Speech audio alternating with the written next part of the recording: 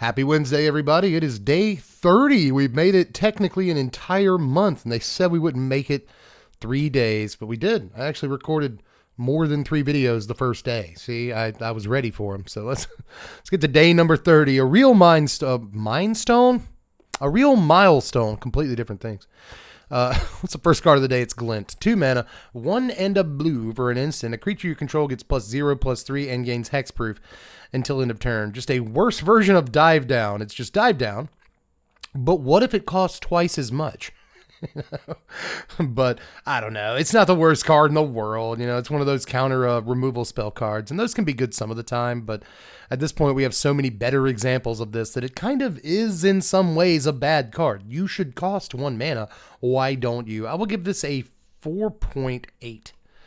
That's what it deserves. Let's move on to Boros Guildgate. Just straight up Guildgate. We got Windscarred Crag, the Boros gain 1 life duel the other day. Today, we get an even worse land, so I can't give it a 7. I ended up just begrudgingly giving Windscarred Crag a 7. I have to give Guildgates, just as a matter of course, like a 6.5, right? Like, these aren't as good. I was saying that all dual lands should get at least a 7, but Guildgates are... if you were building... I said this the other day, too. If you're building like a tier list of all the duels you could play in your commander deck, I'm pretty sure Guildgates would be literally dead last at the very, very bottom. Worst duel ever printed, but still... a duel. Maybe not the worst duel ever printed. There are probably downside duels. Apart from just having to interplay tap, there are probably duels that have like even worse downsides. But entering play tapped is one of the worst downsides you can imagine for any duel. So, you know, we'd all rather play pain lands, right? Much rather play pain lands for the most part. But I'm still going to give these a 6.5. When I see them, I think they deserve a 6.5. You'll play... Duels are better than average. Right? Any dual land is going to be better than the average Magic card. So 6.5. Junk Diver, originally from Urza's Destiny.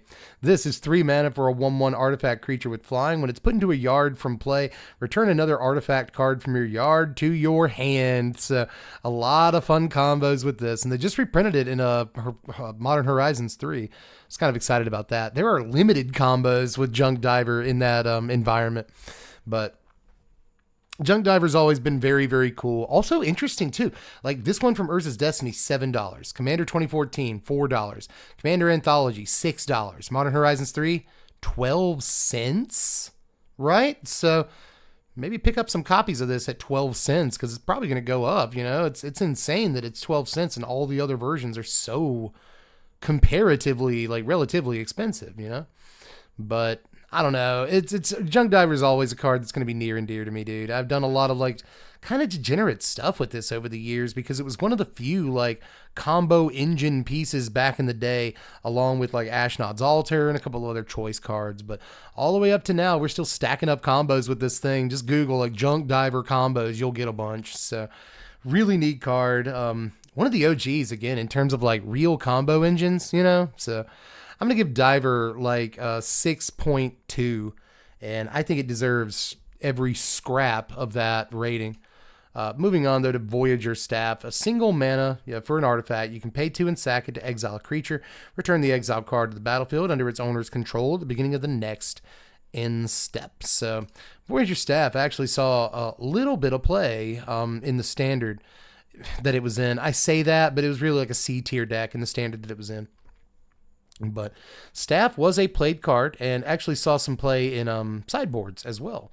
It can target your opponent's creatures, so sometimes people will do that with it and just kind of get some tempo, right? Because any deck can play this. Sometimes a green deck needs tempo, but mostly you'd see this in blue-white decks that already had ways to blink their own creatures. But it's a nice way of being able to get tempo on your opponent by blinking their dudes in an important point. Or, you know, you can blink your own dudes, obviously, and get ETB triggers. It's a very cheap way of doing that. Often these blink effects cost 1 or 2 mana, I'll admit that. But, again, it's an artifact you pay 1 for, and you pay 2 for the blink later. So being able to blink in installments is always good. It also saves your guys from removal spells, obviously, so it's kind of a counter spell against removal spells in that regard. Just a fantastic card that I have seen played like a bunch of times, and honestly, I'd be surprised if this wasn't a played commander card in decks that want to blink their dudes. Because again, like, this is the kind of thing you save your dude and blink your dude at the same time. And you just kind of set it and forget it. You know what I mean? Until it's relevant. Also an egg, for what that's worth. It's an egg you can break and then bring back, and it benefits you breaking artifacts, right? So I don't know, or, you know, it cares, things that care about you breaking artifacts are good with this. So there's a lot of different uses for this card, man. Voyager Staff. I won't say it gets a bad rap. It's just kind of forgotten, lost in the sands of time, and it's actually a really good Magic card. So I'm going to give it a 6, which is a lot. But again, I've tried to explain at least 4 of the reasons it's very good, and there's probably at least 4 more reasons. So we got to move on, though, to Seismic Elemental. 5 mana, 3 and 2 red for a 4/4 elemental. When it ETBs, creatures without flying cannot block this turn. That's pretty good in limited, which is where it's mostly been, right? Game Night, Jumpstart, you know, these are pseudo limited environments. Sort, kind of, right? They are technically limited. If you think about what that word actually means, but really, first printed in Magic Origins, one of my favorite sets of all time. Very, very good in limited. You want like a big creature in your aggro or mid-range deck to kind of finish them that has good stats for the mana cost. This did, especially back then. 5 mana for a 4/4 is right on target. But you also want a sort of thing that lets all your dudes go unblocked, and this is very good at that too. So usually these effects cost like 4, and they're kind of bad, but when you put them on a decent body, they become really, really good. So I like it. I can't really give it more than like a 4.6, but, you know, play it in limited if you play mystery booster events, if you're one of the 7 people that get to do that or whatever, and you come up with it. It's actually it's better than it looks. We'll move on to, oh God, Audri, George Clooney. It's been a while, man. 4 mana, 3 and a white for a 3/3 legendary human soldier. At the beginning of each combat, creatures you control gain first strike till end of turn if a creature you control has first strike.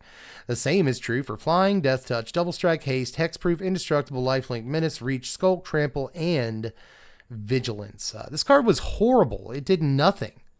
It did absolutely nothing in standard, and I'm pretty sure is not a very played commander either. Right. So I think that the idea behind the card is cool and unique to a degree. We've seen cards that are kind of like this before, but usually they're black and they're often not legendary, right? So again, it's cool to have this kind of thing in your command zone, and I'm interested in kind of brewing around it, but I just wouldn't have all of the faith in the world in a card like this. You also have to choose what 1 or 2 or maybe 3 at the most, you know, keyword abilities you're building around, because, you know, you don't want to have like all 10 of these abilities or whatever in your deck and it's just a mishmash of things. You probably want to build around the 3 or 4 strongest, right? So I don't know. I'm going to give Audri a 5.1, and that is all based on the fact that, like, unique, interesting commander, right? But it sucks that he's limited to, you know, only 1 color if you are building it for commander, because that means you just don't have most of these keyword abilities. So even then it's kind of bad, right? Like, not much in white has, you know, menace or haste, but I guess you can get there with equipments. Maybe that's how you're meant to do it. Either way, not super great, but I am still giving it a 5.1 for Commander Steez. Spectral Shield. Ooh, only ever printed in Ice Age. Amazing art by Margaret Organ-Keene here. This is 3 mana, 1 a white and a blue for a aura that enchants a creature. The creature gets +0/+2. That creature cannot be the target of further spells. That creature gains Shroud, baby. So it's not really Shroud because it can be targeted by abilities, right? The Oracle text on this is just can't be the target of spells. So this was actually played back in the day. This is an extremely annoying card back in the day. As a matter of fact, when Autumn Willow came out in Homelands, it can't be the target of spells, right? And it was like one of the most hyped cards in Homelands, if there can be said to be that many hype cards. You know, it was actually one of the cards people were excited about in Homelands. And that's back then we used to say, like, it has a built-in Spectral Shield. And so this card actually did have like some reputation at one point in time.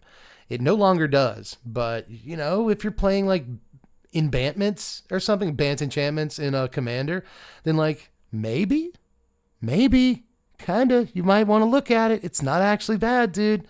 It's really not terrible, and you get a cool looking piece of cardboard, right?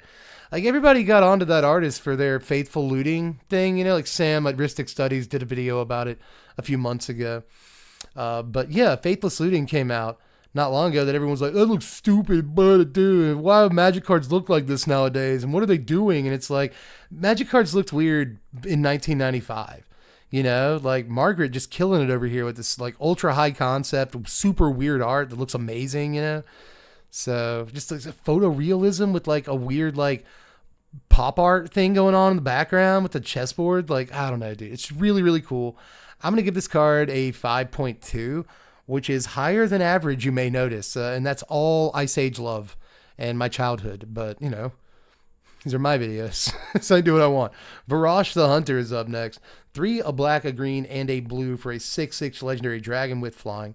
And when it deals combat damage to a player, you can pay a green and 2 colorless, so 3 mana. If you do, put 6 +1/+1 counters on Vorash. I remember you. Yeah, you are from Planar Chaos.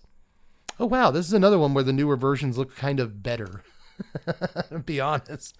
But a 6 mana soul tie flying, it's dragon.